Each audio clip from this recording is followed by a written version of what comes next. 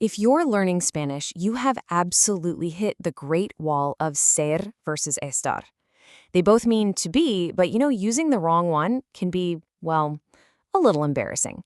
So today, we are going to crack the code on these two verbs. And by the end of this, you'll see it's not some big mystery. It's really just a change in mindset. Let's dive in.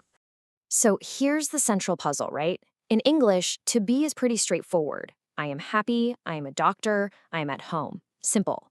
But in Spanish, every single time you want to say am, is, or are, you have to pause and make a choice. Is it ser or is it estar?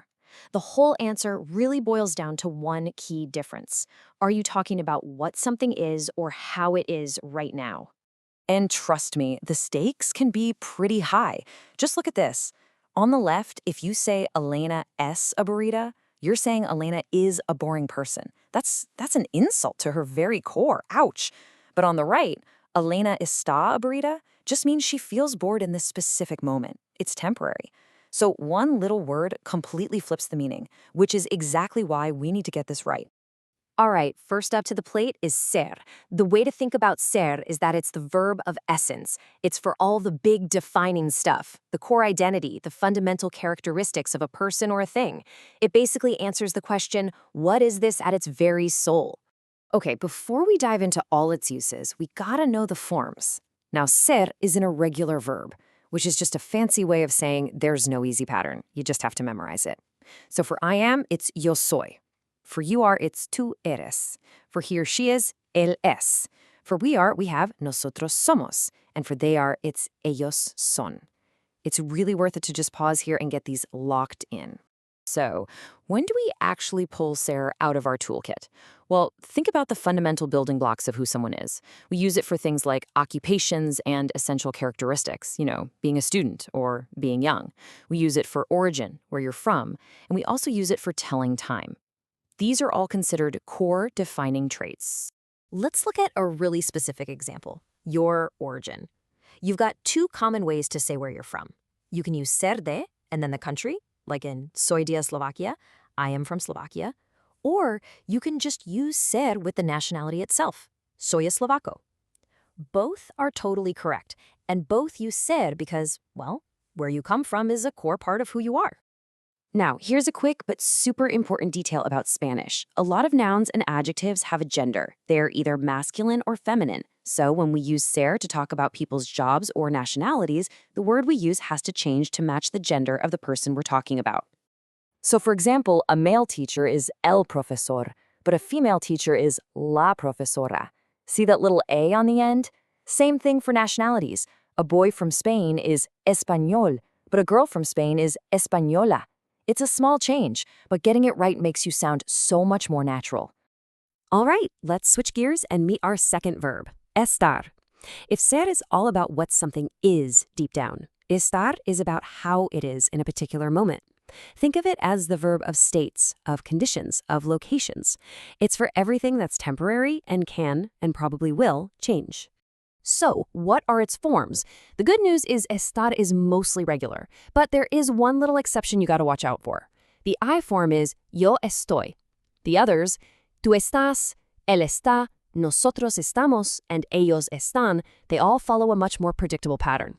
And hey, notice the little accents on estás and está? They're really important for pronunciation. Okay, so when do we use estar? The key word is temporary. We use it for location, where something or someone is right now. We use it for physical and emotional states, like being sick or happy or sad. And we use it for current conditions, like saying the coffee is cold. All of these things, your location, your feelings, the temperature of your coffee, they can change from one moment to the next. Okay, now this is where things get really interesting. There are certain adjectives in Spanish that you can use with both ser and estar. And depending on which verb you choose, the meaning changes completely. Mastering this little twist is how you unlock the real nuance of Spanish. Let's take the word listo. If you say Lorena es lista, you're using ser and you're calling her clever. It's a permanent personality trait. But if you say Lorena está lista, you're using estar and you're just saying she's ready to go. It's a temporary state. See? Same word, two totally different meanings.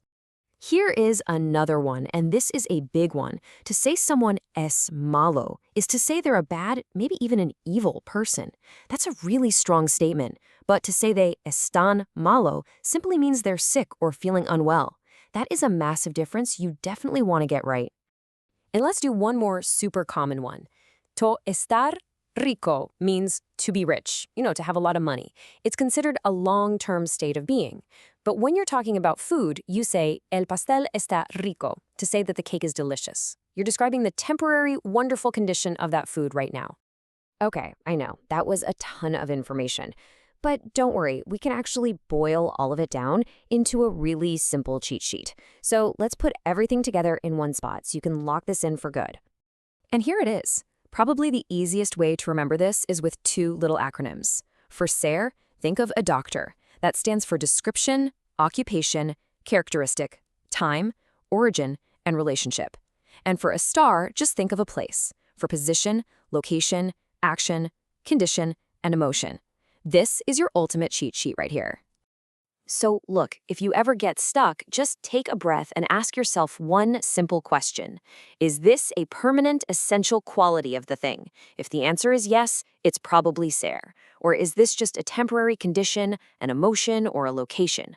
If the answer is yes, it's almost certainly estar. Essence versus state. That is the real key. By understanding this one single distinction, you've honestly unlocked a massive piece of the Spanish language. It's not just some boring grammar rule, it's a completely new way of looking at the world. You have cracked the code on ser and estar. So the only question left is, what puzzle are you going to solve next?